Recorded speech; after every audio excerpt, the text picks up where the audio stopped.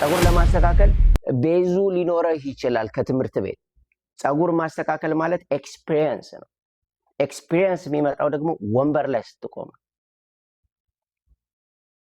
ስለዚህ ሻምፖ የምታጥበዋን ጀስት ፊኒሺንግ እንድትሰጠው ብቻ ሳይሆን ሻምፖ የምታጥበዋን ደግሞ ትምህርት ሰጥተሃት ደግሞ እዛው ባርበር ቼር እንድትይዝ አድርጋት። ባርበር ሾፕ ኦነር ካላችሁ ሴት እህቶቻችንን ሻምፖ ብቻ አጥባ አይደለም እንድትሄድ ልታደርጋት የምትችለው። ኢቭን ሻምፖ ስታጥብ she should have to know ስለ ሻምፖ ማወቅ መቻል አለባት።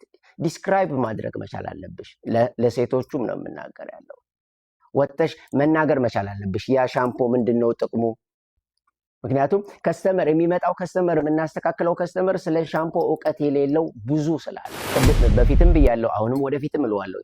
ባርበር የሚማረው ከባርበር።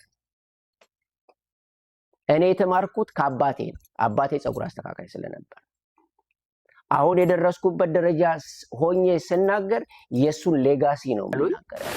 ፀጉር ጥሩ ፀጉር አስተካካይ እንድትሆን 6 ወር የፀጉር ቤቱን ፀጉር ጥረጋሉ። የዛ ሰዓት ትማራለህ አሉ። ስለዚህ እዛው ሆናችሁ ልታስተምሯቸው የምትችሉት እናንተ የምትችሉትን የምታስተምሯችሁ እናንተ ናችሁ ማለት ነው።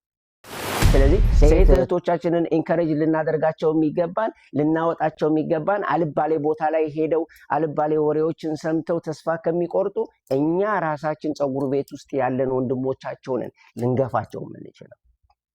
let we push them አብረው ቆመው እንዲሰሩ ከኛ ቀደም እንዳልከው ይሄኔ yes ትሁት ናቸው። ብዙ ነገሮች አሏቸው እናቶቻችን ያው እህቶቻችን።